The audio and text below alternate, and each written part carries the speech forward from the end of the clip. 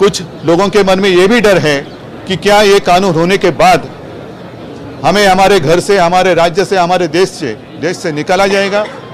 तो मैं उनको आश्वस्त करना चाहता हूँ।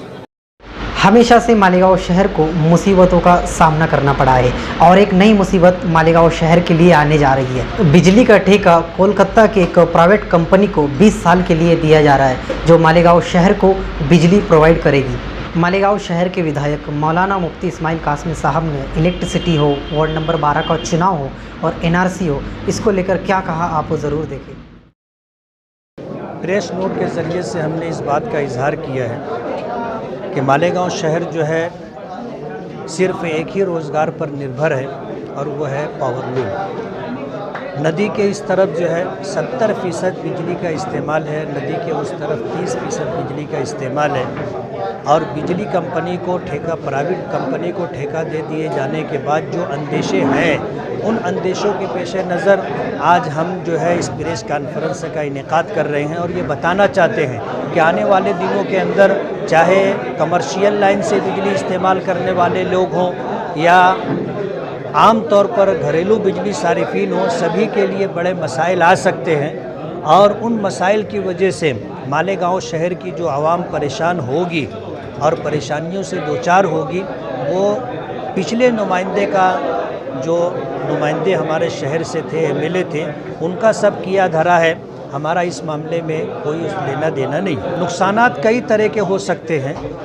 एक तो ये है कि 27 HP से नीचे बिजली इस्तेमाल करने वालों को पर यूनिट 3.5 रुपया जो है भरना होता है और 27 HP के ऊपर जो लोग बिजली इस्तेमाल करते हैं उनको 6.5 पौने 7 रुपया जो है पर यूनिट भरना होगा।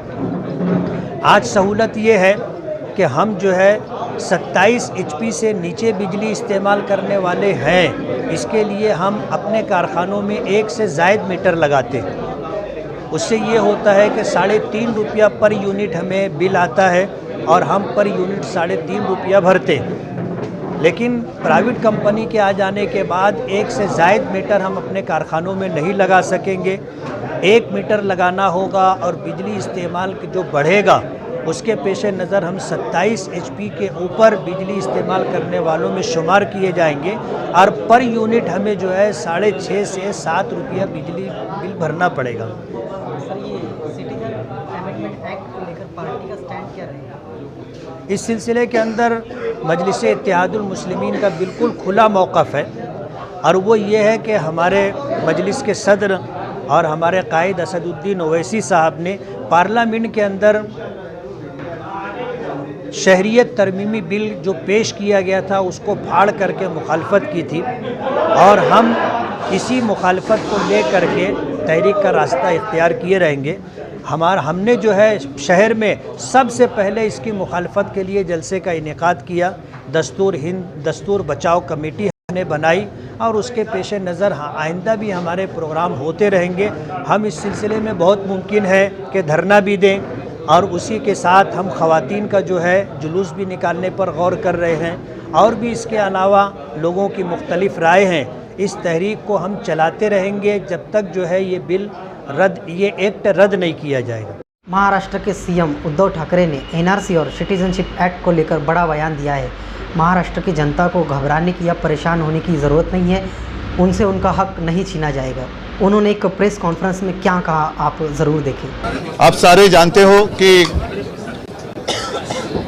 लोकसभा में नया कानून बनाया गया है। CA भी था, वो अभी CAA हो गया और उसके बाद पूरे देश में एक माहौल ऐसा हो गया है कि डर का माहौल है, गलतफहमी का माहौल है, गलतफहमी का माहौल है। और जैसे मैं देख रहा हूं, पूरी जनता देख रही है कि मेरे ही देश में कुछ इलाकों में हिंसा भड़क उठी है, मोर्चे निकल रहे हैं, सभी लोग रास्ते पर आ रहे हैं। लेकिन मैं महाराष्ट्र की जनता है, सारे लोगों को मैं आश्वस्त करना चाहता हूं कि मन में गलतफहमी ना रखें।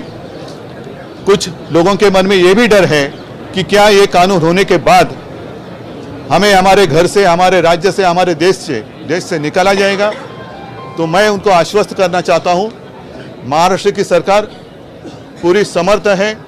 किसी को भी अपने उनका हक छीनने का अधिकार नहीं है और वो छीनने मैं नहीं दूंगा। इसलिए महाराष्ट्र की शांति वो कायम रखे। हाँ, आपको जो कुछ कहना है जरूर कहें, मेरे साथ आकर बात करनी है जरूर।